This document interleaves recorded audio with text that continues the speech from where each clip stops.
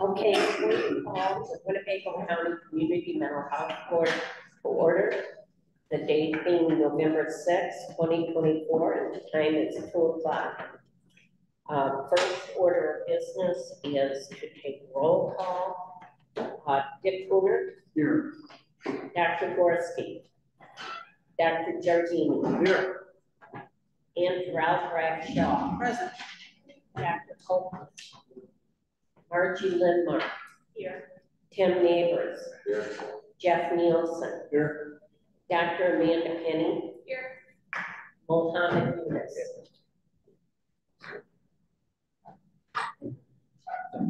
Oh, and Dr. Copeland. Here. Thank you. And I just want to introduce, we have a new board member, Dr. Amanda Penny, joining us today for the first time. And I'm going to turn it over to her for a few minutes to just give us a little background and tell us about yourself. Sure. I've worked in community mental health in Rockford specifically for the last 21 years. I worked for 10 years at Rosecrans. I worked for 16 years at Children's Home Aid Society in post-adoption guardianship preservation, doing trauma-focused care and with family guardianship and international and domestic adoptions. And then I also did some therapy and recreation with the Park District through their programming. And currently I work with the U.S. Department of Veteran Affairs, working with veterans who are homeless and typically have substance use and mental health issues. And other than that, lifelong Rockford resident, live downtown, love downtown, and happy to be here.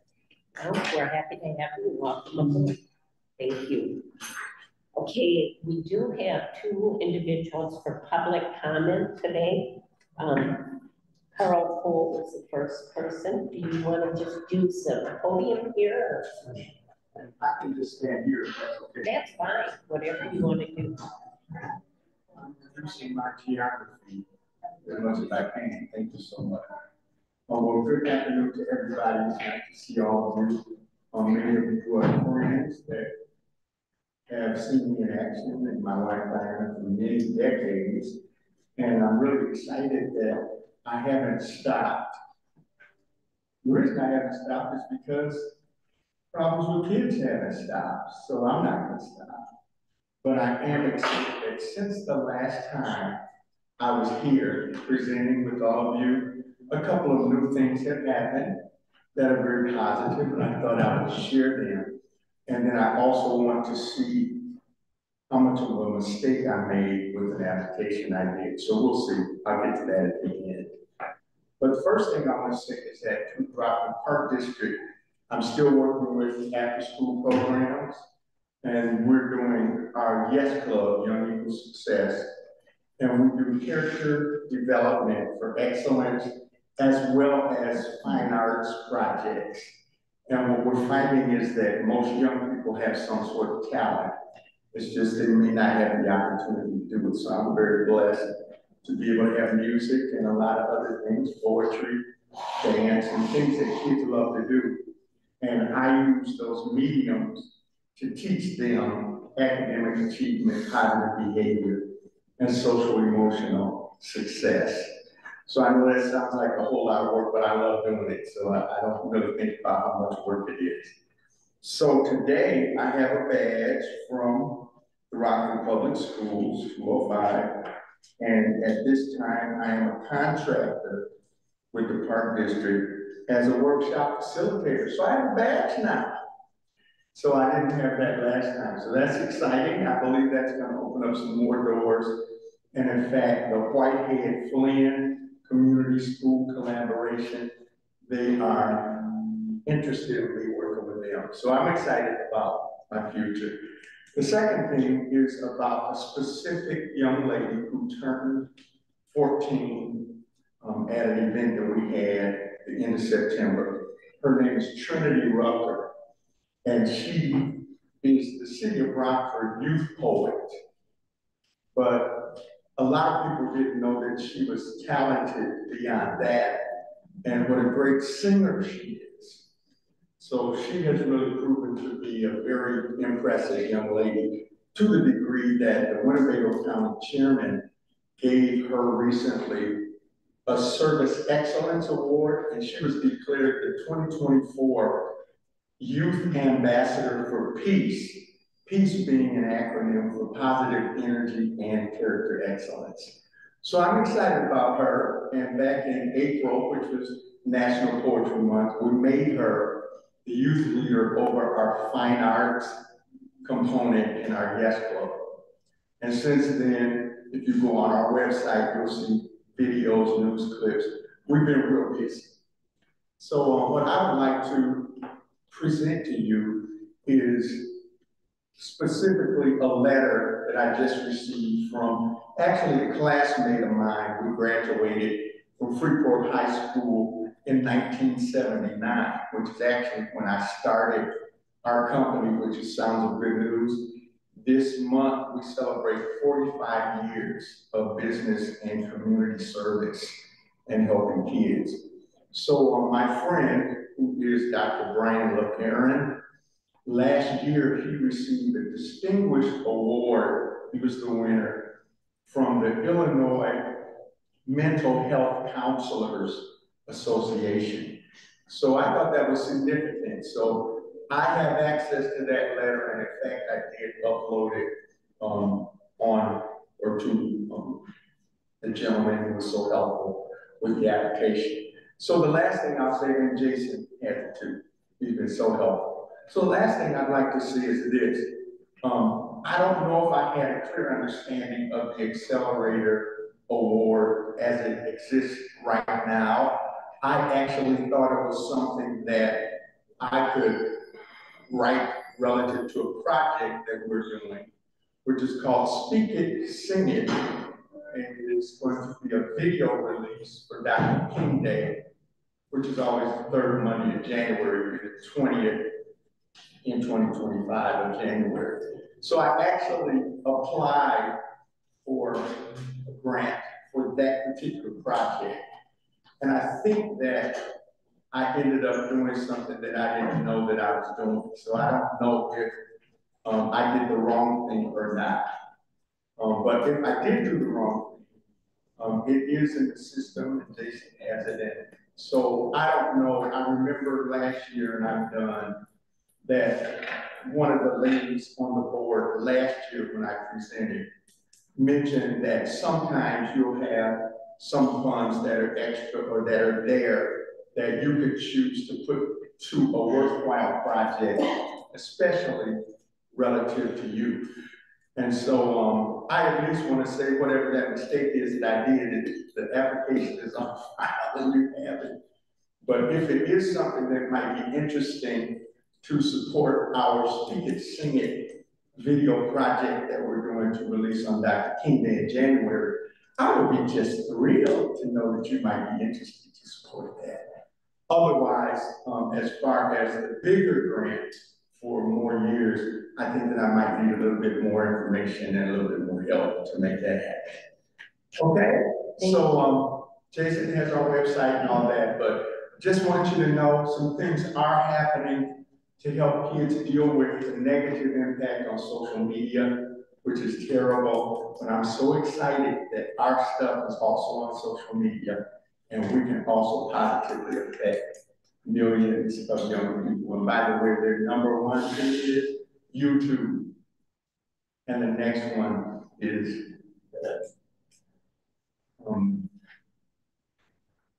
I wanted to say TikTok. I think it is TikTok actually. And then Facebook has gone way down now, although it is connected to Instagram. But the big thing is YouTube. So I'm so excited that we have a YouTube page. Thank you so much for your time. Well, thank you for all you do. Thank you. My pleasure. Okay, our next public comment is Sadie Cobio.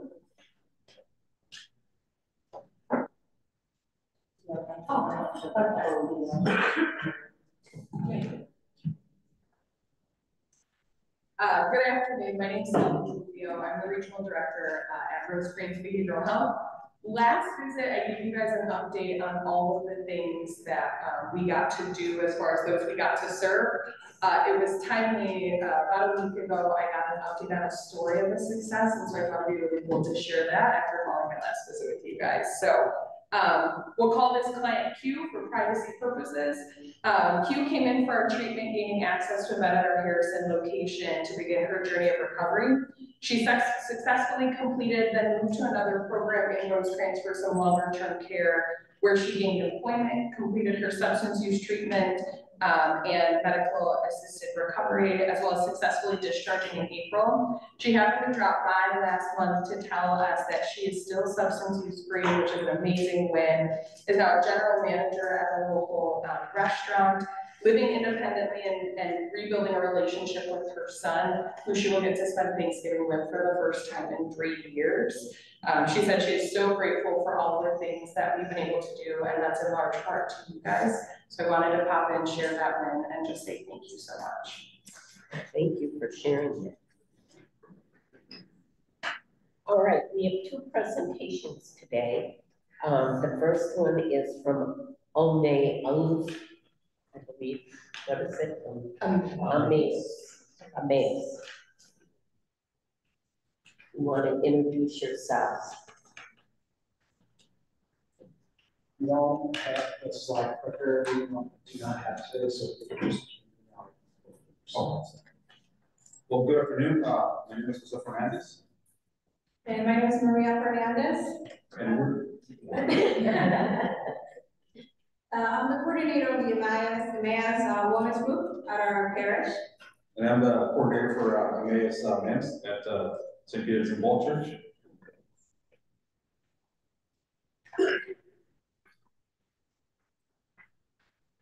On to the next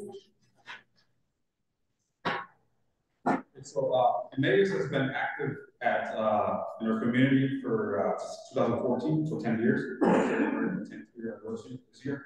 And this group is in charge of organizing retreats for the community through our parish.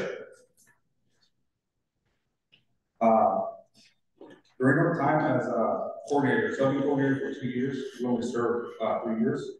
During our time as coordinators, we noticed that during the weekends long retreats, participants feel comfortable and begin opening up about their struggles. Because they don't see this retreat as a mental aid program. So they feel comfortable opening up as the retreat goes along, because this retreat does have a mental aspect to it. So they begin opening up about their traumas, or their abuse, their addictions, domestic violence, suicidal thoughts, and other mental health challenges that they have. Some participants, obviously like anything else, right? We're all different. Some participants feel comfortable and begin opening up about their issues, and they begin the process of healing, right? It's an internal process. But other participants require additional support beyond the retreats, and that's something that we can't provide. We're not asking, that's not what we do, that's not what we do. But we do understand the importance of mental health,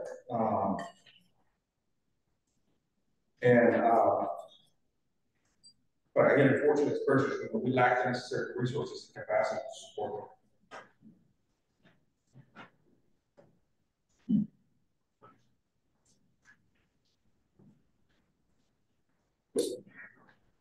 Now, in preparation for us to undergo this new journey, because we are aware, like we're brothers actually, like my brother said, we're aware that there is a mental health need. And so we, as parishioners, as volunteers, all our retreats are run by volunteers. We are preparing we're going to be having all our group, which consists of about 60 people, take the mental health, mental health first aid, which will help us be able to, not assess, but at least be able to step in to see if we need to call anyone, especially during those long retreats, which we have all kinds of people with all walks of life. We don't know what their situation is when they're coming in, and some do you're able to tell that they require assistance. So by us taking this training, we're able to assist them a little better, so if we need to reach out to get them further support right away. Like I said, we currently have 60 volunteers, and we'll be taking this class at different sessions, and we're trying to work with NAMI to organize the classes. We also holds a weekly meeting. So after the participants go through the retreat, they are able to attend the meetings, and therefore our volunteers are able to assist them, to check up on them, to provide additional support. That way they're not left like nothing happens after that. There's a family there, you're included, you're part of the EMAS family, and we're there to support you. Some participants have needed assistance with appointments or taking them from one place to the next, or just simply talking to someone, and we're there. We cover, some people are, like myself, I would work some available in the morning, mostly in the afternoons also, so if I get a call, I'm able to assist. During our weekly meetings, we discuss different topics, including also the importance of mental health. The more we talk about it, the more aware we are, and the more we can do about it. Yeah, and I was touching on mental health during our meetings after the retreat. We kind of remove the stigma, right? The mental health is something that you can talk about, and that is very important, right? Because as I'm talking to myself as a father, if I'm struggling, then I can't be a good father, I can't be a good husband, I can't be a good brother, and I can't be a good person that can serve the community, right? So it's important that we talk about it, give it an importance, and say, hey, you're not alone, and there's help for that, right? And this is what we're here for, because these retreats, like I said, they do have a mental health aspect to it on the second day of the retreat, which helps participants heal. And over the years, we have seen people who have come in with, and again, because we're not telling them that this is a retreat for mental health, they feel comfortable opening up and talking about their issues, whether they were abused as a child, beaten up, or sexual abuse, and what that has led them into, all the drugs and all the addictions. So that's why we're here from you. We're looking for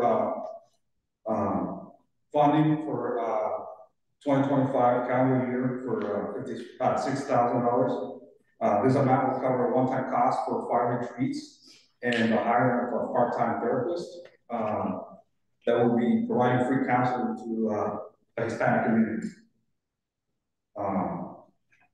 Again, we believe that at this point after the retreat, especially men, right? As men, it's very hard to get to the heart and get to open up. And that's a point where they open up, and that's I think like a small window, right? Where they're open to seek help. So 2 of these retreats are designed for individuals 18 and older to involve a 2-night stay at the retreat center. And like my sister said, these retreats are organized and managed by operations volunteers.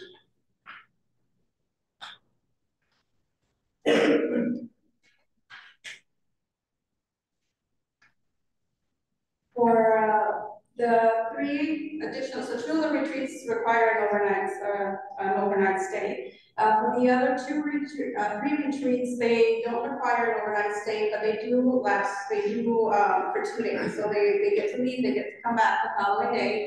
For those retreats, we are people that we're looking to bring in do have a background in mental health. One of them is a psychologist.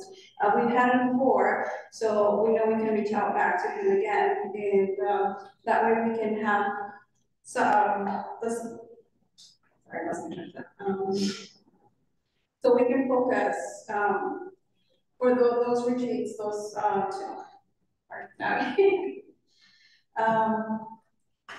we can tailor those other 3 retreats for mental health, for helping them further understand and bring in different subjects.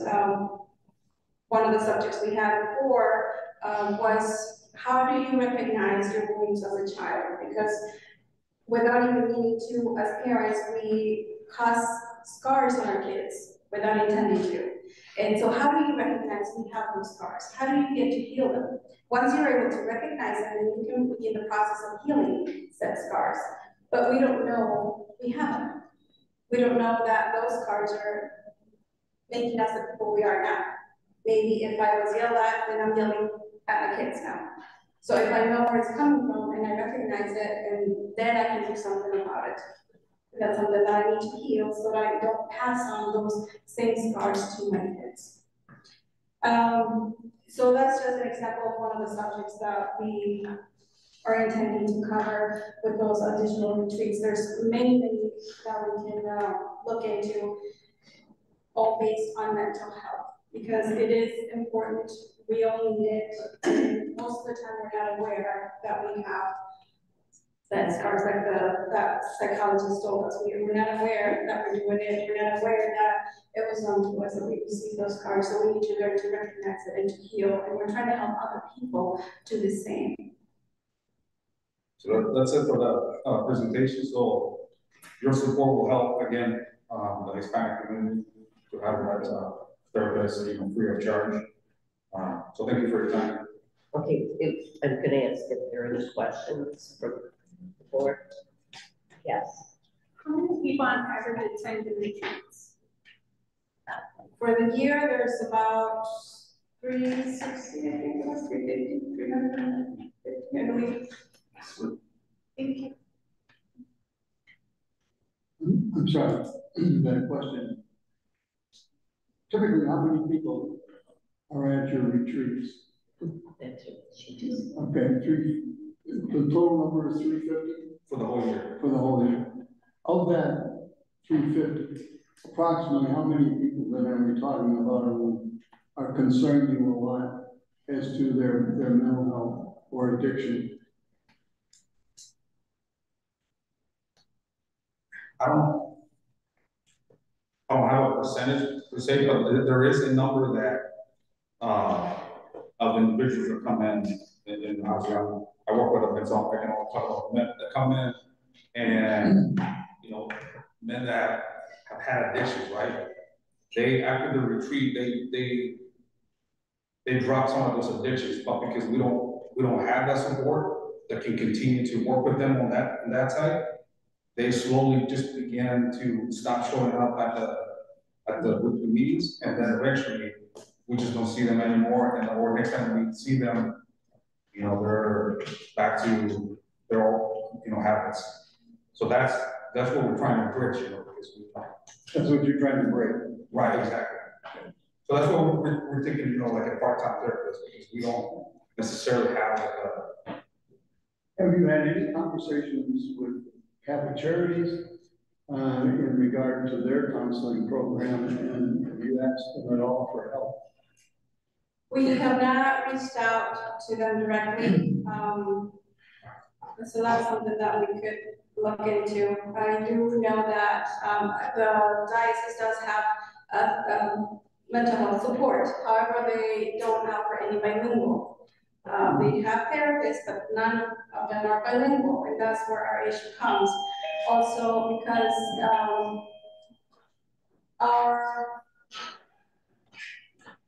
as Hispanics, we have the stigma that if you go to therapy, then that means you're crazy. And, we try to stay away from therapy. We don't acknowledge it. We'd rather not acknowledge it. We're okay. You're okay. We fall under that. Everything's fine.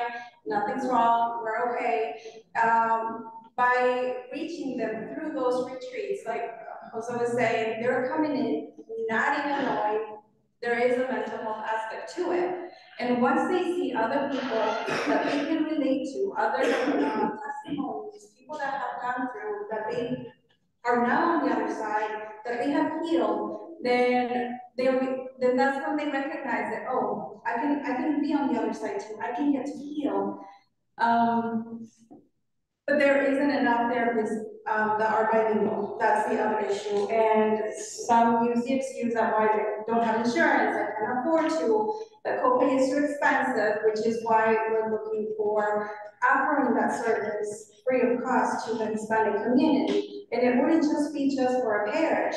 Other Hispanics that need it in the community, in the county, can come to get the services. The closest I think that there is available is closer to Chicago. Again, that's a drive. Most, we're just gonna say it's too far and not go there. All right. Any other questions? Thank you. You were asking for $85,000, right? Yes. And how much is the total budget for the agency? And total budget? 56. 56? Yeah, 56,000. Oh. And how much goes to human services? How much goes to what? Children's service. For the therapists, for the, I mean, everything will go into the community. So, what is, I don't have the figure. So we're roughly estimated about a little over than half of that amount will be going to the therapist for their services. Okay, thanks. The entire amount will be going into being able to provide those 5 retreats. It's just a one-time assistance that we're requesting. For the future, we will be looking into being able to provide our own resources for them. It's just a one-time for that. But for the therapist, that's the main one that we need assistance with. Okay, thank you. Thanks. All right, we have one more presentation, and it's Kika for Academy.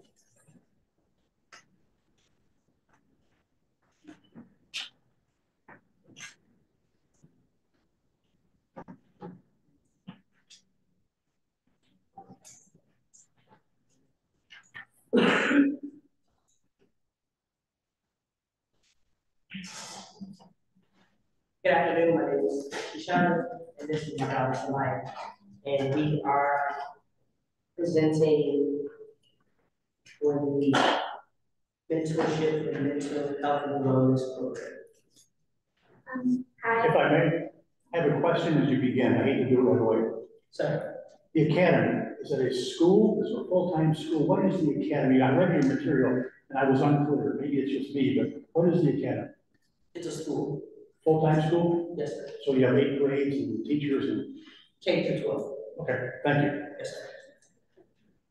Hi, so my name is Samaya, and I'm actually a student at school. Currently, I'm in 9th grade, and I am the student council president at my school, which is also partially why I wanted to come here and just ask to help present this grant, because we as students growing up here in America it's such a crazy place to live where you have to be drilled because there might be an active shooter coming into your school, and it's a scary place, and mental health is so important to remember, just to be actively aware, like, hey, if you're feeling stressed out, this is something you can do, or hey, if you're feeling scared, there's these people that you can talk to and a safe place to go, and this program would help provide such a place, not just for the students at our school, but also for other children who feel they don't have a safe place to go at their school.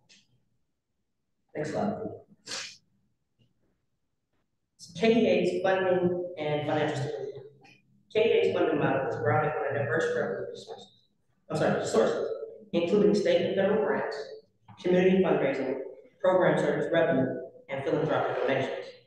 This multifaceted approach not only ensures financial stability, but also enables us to sustain impactful programs like the mentorship and mental health wellness program that we're talking about today.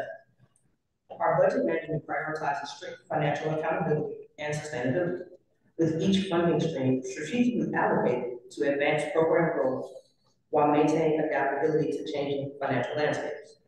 The Illinois State Board of Education High Dosage Student Program, the ARP EAMS 2 and CARES funding, for example, empower KEA to integrate tutoring with an emphasis in academic recovery and mental health and wellness support. Through the inclusion of social and emotional wellness components, these funds provided resources during the pandemic, such as PPE, learning technology resources and upgrades, and expanded our reading and math literacy, as well as mental health support, demonstrating KEA's unwavering commitment and comprehensive holistic approach to students' well-being. Our financial accountability and stability are reinforced through robust internal controls developed with an oversight from a tax firm, and it's enhanced even further through collaboration with fiscal agents such as Illinois State Board of Education, also known as ISB. Like ISB, they're involved in fund disbursement, and they're supported by regular internal audits. We're supported by regular internal audits to ensure continued alignment with program goals and grant compliance requirements. KEA's financial accountability and stability are even further strengthened by this collaboration with ISB, whose involvement reinforces our stability and financial accountability and their financial oversight practices, and they provide clear evidence of our capacity to manage large-scale funding responsibly, such as the funds we requested for the Winnebago County Mental Health Program. The partnership with ISB not only demonstrates our commitment to stringent oversight standards, but also aligns us with state-level protocols, reflecting our adherence to proven financial management practices. Additionally, ISB involvement enhances our credibility, showcasing our strong capacity to effectively scale resources and manage large funding while remaining compliant to grant requirements. Next slide, please. Staff and volunteer expertise. KEA enforces rigorous financial controls, including multi-signatory approvals, to ensure all grant spending aligns with our goals and grant requirements. With oversight, again, from our tax firm, KEA's staff budgeting and reporting expertise are fortified through, again, collaborations with state organizations such as the Illinois State Board of Education, whose state-level oversight reinforces our capacity to manage large-scale funding responsibility. Our experienced team, along with the support of collaborative fiscal agents, maintains full accountability and responsibility of funds, underscoring our commitment to transparency, stability, and effective management of grant finances. Next slide, please. Completed fundraising efforts. Over the past 3 years, KEA has raised over $30,000 through community events like benefit dinners, school fairs, strengthening both funding and community ties. National and local partnerships, including those with high-profile supporters and entrepreneurs, contributed an additional $21,000 in sponsorship and in-kind donation, enhancing our technology and our ability to deliver mental health and wellness support to our students. Targeted outreach campaigns raised another $30,000 in the past 3 years, allowing us to expand infrastructure and mental health and wellness resources to our students, in addition to reading and math literacy for our students. Together, these efforts showcase KEA's commitment to sustainable community-driven support. Next slide, please. Future collaborations. As KEA's mentorship and mental health and wellness program grows, we will build impactful partnerships across Winnebago County. Collaborations with mental health professionals will ensure that our mentors are well-trained in trauma-informed care and behavior support. Educational partnerships will strengthen our career readiness and wellness program, which we will use to empower participants with lifelong essential skills. By partnering with community centers, churches, and after-school programs, KEA brings free mentorship and mental health resources directly to accessible spaces, ensuring that those who need the support are able to get that support within the community where they are. Next slide, please. Our current mentors include a team of 4 dedicated mentors who bring trauma-informed training and deep commitment to supporting the unique needs of our students and the community abroad. Each mentor is well prepared to handle the emotional and educational challenges faced by underserved populations in Winnebago County, creating a stable foundation for guidance and building resilience. This expertise positions KEA to expand seamlessly into this mentorship through mental health and wellness program, where our mentors' skill and dedication will maximize our impact and foster lasting support for years to come. Next slide, please. Mentor recruitment and qualifications and supervision for the programs. Our recruitment process will actively seek individuals from local institutions and community organizations, prioritizing those with backgrounds in education, social work, counseling, or life experience in caring for youth and supporting those in underserved individuals that are impacted by trauma. This focus attracts mentors who are both professionally skilled and deeply committed to the mission. Each mentor will undergo a rigorous Illinois State Police background check, meeting state standards to ensure participant safety. Our mentors will benefit from ongoing training, regular supervision, and performance evaluation, aligning them with KEA's mission and preparing them to meet evolving community needs with compassion and with expertise. Next slide, please. Participant reach and sourcing. In the first year, the Mentor for Mental Health and Wellness program will serve 200 to 300 participants, meeting a critical need for accessible mentorship, mental health, and educational support in Winnebago County. This goal reflects both a strong demand and our commitment to structured, responsive service. We will identify participants through referrals from local schools, social service agencies, community partners, ensuring that we reach those trauma-informed individuals who are most in need. Collaborating with licensed mental health professionals again will allow us to provide trauma-informed care, while partnerships with educational institutions, advocacy groups, community centers, including after-school programs and faith-based programs, will expand our reach even further. By integrating services within trusted community spaces, we offer accessible, holistic support, empowering participants to build resilience and address personal challenges in familiar supportive settings for years to come.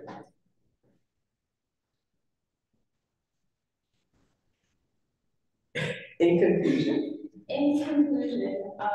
this program is a lot, but broken down, it is taking people who understand the mental health of not just adults, but also children, and understand that children are still people too, and that children's feelings are just as important as your feelings. And knowing that sometimes, because we are children, we have a harder time processing and understanding how we're feeling than adults, and coming in to help us really understand those feelings and process those feelings. And these funds will help us pay those people and also help us be able to reach out to others to not just help those in our community, but help those around the entirety of the Winnebago County. So, yeah, just to help the people in all of Winnebago County. And it's also remembering that the children that they help will one day grow up, and then those children will help the next generation of children. And it will continue like that. So we grow up in a society that's always being positive, remembering to be positive and help the people around you. Thank you for listening.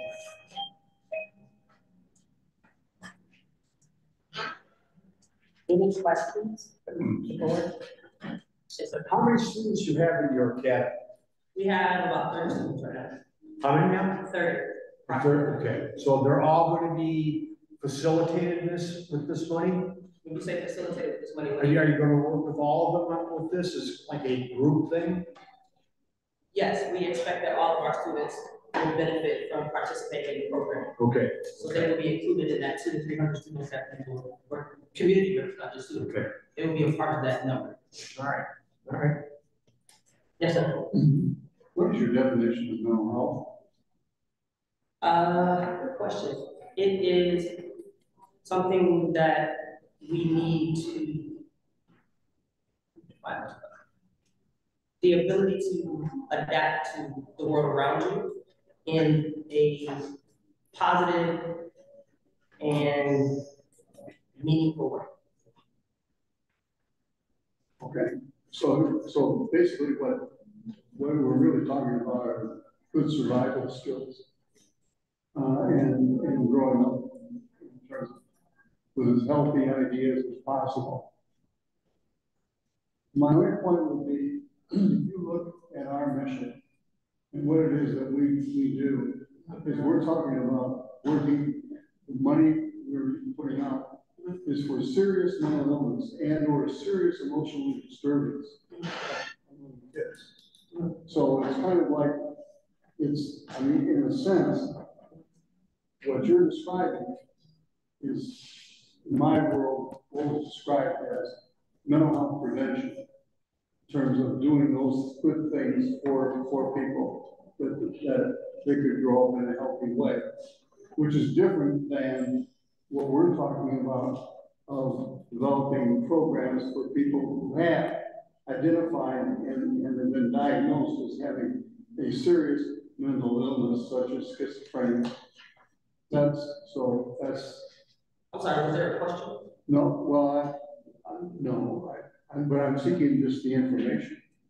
Well, the question would be, are any of the kids that you're talking about, who you describe as mentally ill, have they been diagnosed by any professional person as having a mental illness? Well, due to HIPAA laws, I won't be able to tell you whether or not somebody has a specific diagnosis or not, because that's not due to HIPAA. I don't know that information. But I can tell you that this program aligns directly with what Winnebago County Mental Health Board mission is. So, for example, if I have a parent who abused substances, and I'm a child that lives in a home with a substance abuse parent, I may not go to a doctor and be diagnosed with schizophrenia, but I still have the trauma impacted on me as a child from the parent, from living with the parent who abused substances. So while the participants in our program may not have a diagnosis from a physician, they still are impacted by trauma, and that trauma deserves what we're giving them, which is support and the resilience and the resources to deal with that trauma. So if someone has schizophrenia, they would go somewhere to get the support and the resources to deal with schizophrenia. But just because I don't have that diagnosis doesn't mean that I don't deserve the same support that someone who has a diagnosis has. So you may call my trauma, I don't know. For example, let's say for me personally, I grew up without a biological father. In the real world, we typically call that daddy issues. But just because daddy issues is not a term that a doctor gave me, I still deserve support from my community to deal with my daddy issues and not having a father in my home. So the program actually aligns perfectly with Winnebago County Mental Health Board mission. Yes, sir. What's the total budget for your school right now? The total budget for our for your school annually? It varies because with Illinois State Board of Education, they, as a school, ISB kind of tells you how much funding they're going to give your school. In September, they tell you that information. And then it changes, so it kind of fluctuates. So at the beginning of the year, with all of our grants and tuition dollars, about $150,000. I'm sorry, how much? About $150,000. Yeah. And what are you asking? I can't remember the dollars that you're asking for this. $450,000. Okay. Yes, sir. I seem to be asking all the questions. I can do that. You're fine. How many teachers on staff? 4. And Five. 5 teachers. And what's your total staff? How many other people involved in the organization? About 8. Depends on volunteers and the time that they could. That's it for me. Thank you. Yes, sir. Question? Yeah, what kind of internal control you have to ensure that money are spent properly? Say again? What kind of internal control you have to ensure that the money is being spent properly? Things like multi-signature for approvals for grant expenditures, expenditures going through the approval process before they're even signed off on to be spent. So we have an expenditure workflow process that grant funds go through. Do you have any audit, CPA audit at the end of your fiscal year? No, we haven't had a CPA audit before. We work with a tax firm directly that handles all of our tax. Thanks. Yes, sir. Yes, ma'am. How many years have you guys been in operation? 6 years.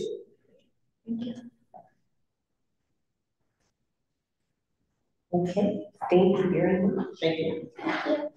Okay, moving on to our monthly activity report.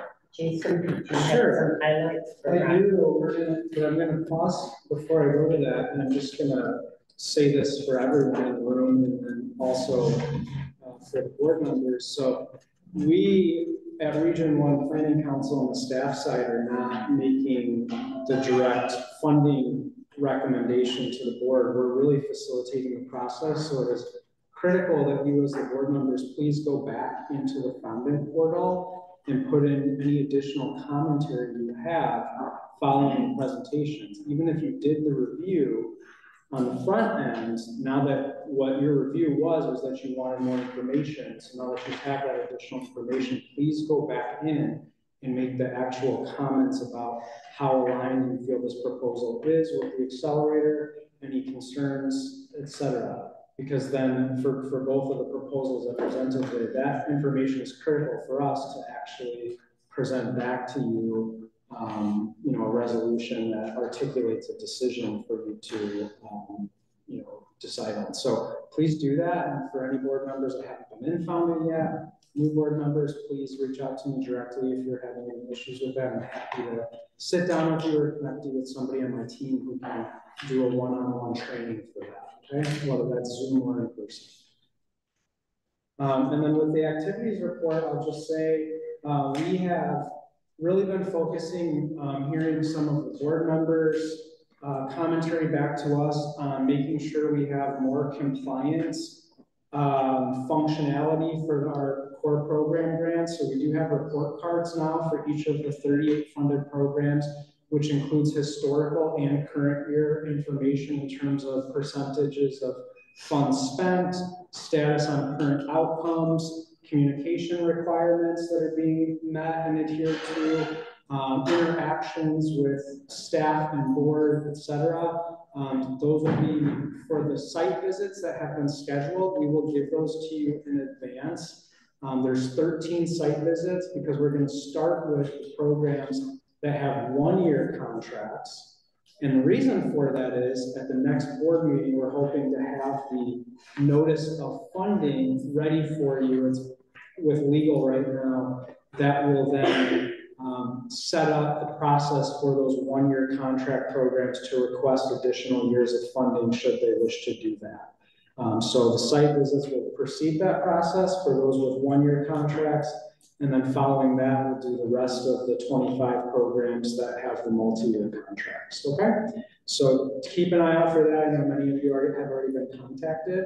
Dr. Penny, if I haven't included you on there yet, so you will get you up to speed on that so we can include you in it if you'd like to participate on. And the last thing I'd just like to say is we also heard your feedback from the board about really making sure that when we put a deadline on the accelerator program, that we got the word out, not just through traditional news media, but also through different networks in our community. And I will say that we ended up with 65 letters of interest by the deadline in total for the program. So I think we did get the word out. We saw a lot of different organizations that had not previously signed up for core program information or applied to the core program. So I think we really got that information out. I appreciate all the board members who maybe got it out through your networks as well. And we already, through that process, and some of these including applications that have already been decided, have had 49 total applications, and we may have a few more coming in from those that filed letters of interest. So just wanted to give you a highlight.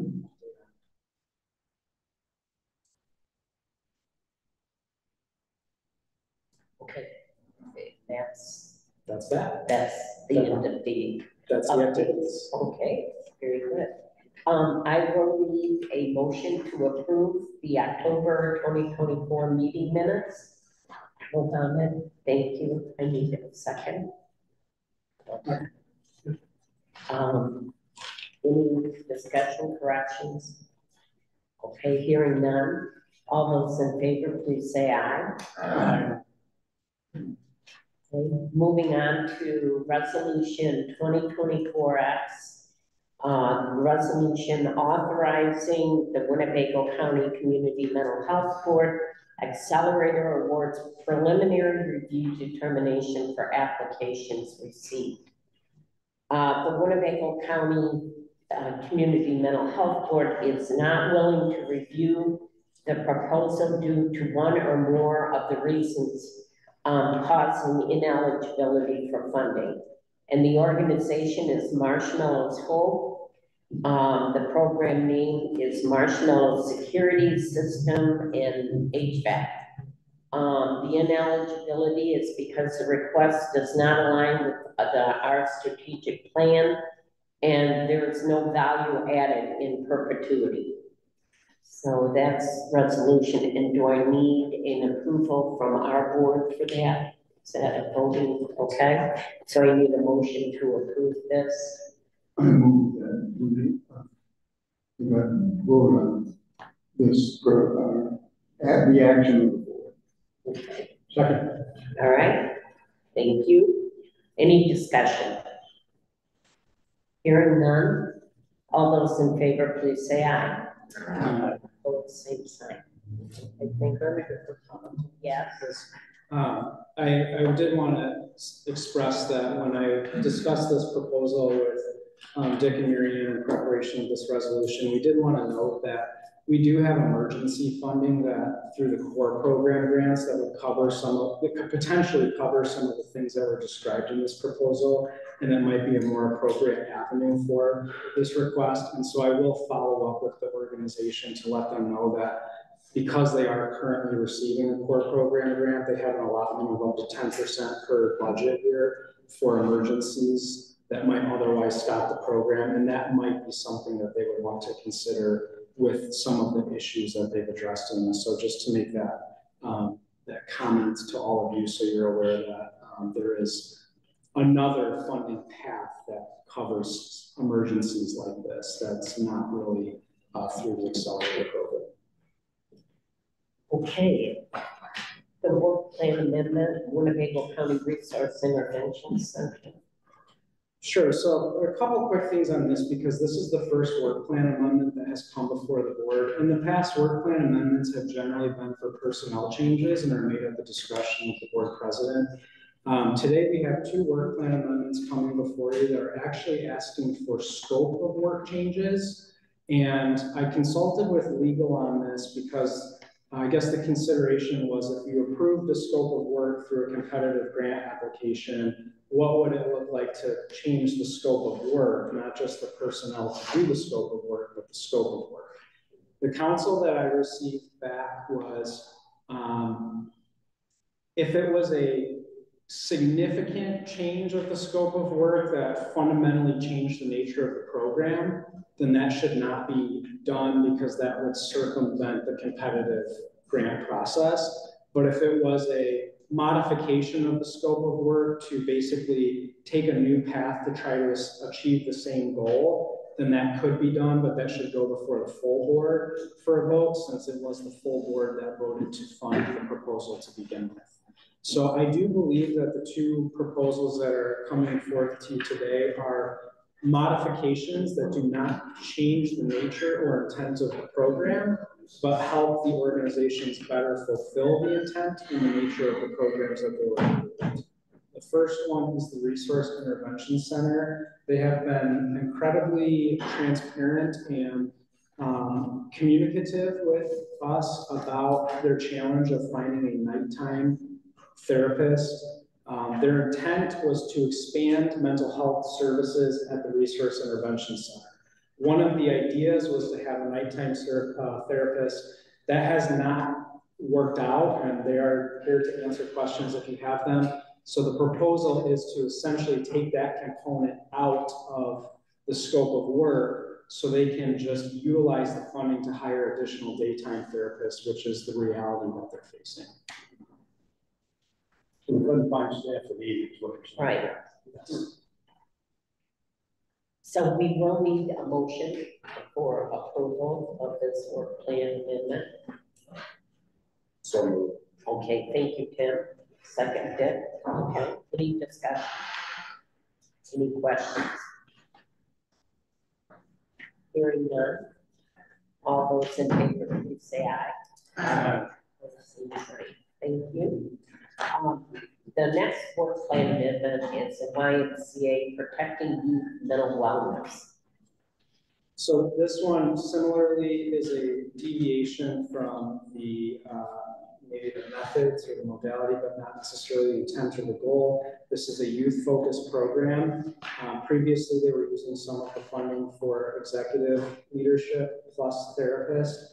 They want to make a personnel change while also expanding the ages of the youth that they can see. So the original scope of work was focused around K through 8th grade, and they want to now change that to kindergarten through 5th and teens. So the teens allows for teenage students that maybe are beyond 8th grade, and then the personnel change would be from one therapist plus an executive, partial executive position to 3 therapists, which are contracted through Rosecrans and provide the service on site. And again, there should be someone from that program available to answer questions should you have them.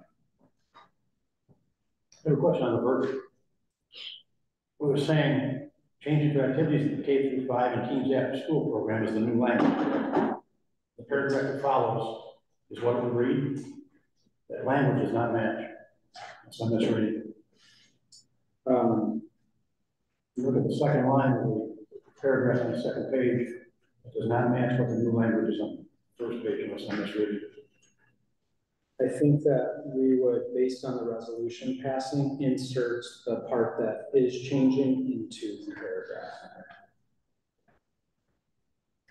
Okay, I will need a motion. So, Okay, thank you, sir. And thank you. Any discussion or questions at this point?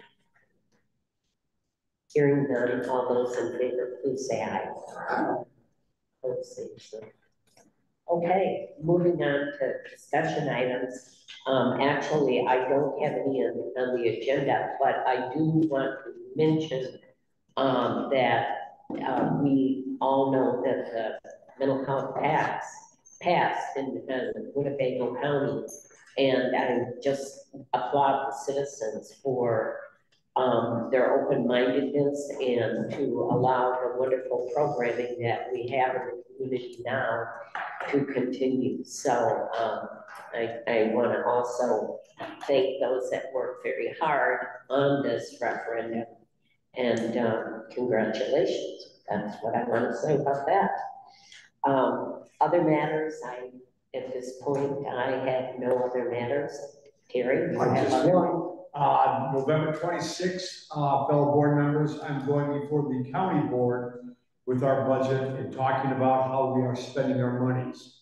And I know, Dr. Copeland, you want to know what that date was, so that's the Tuesday before Thanksgiving. So, if you feel like coming out, hey, support.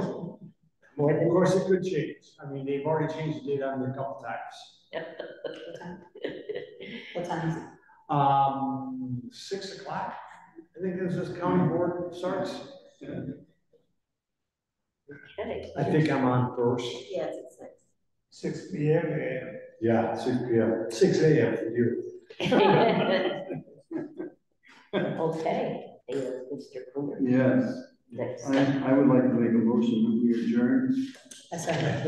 Okay, I need a second to that motion. A second. Thank you. All those in favor, please say aye. Aye. Thank you. And thank you all for coming.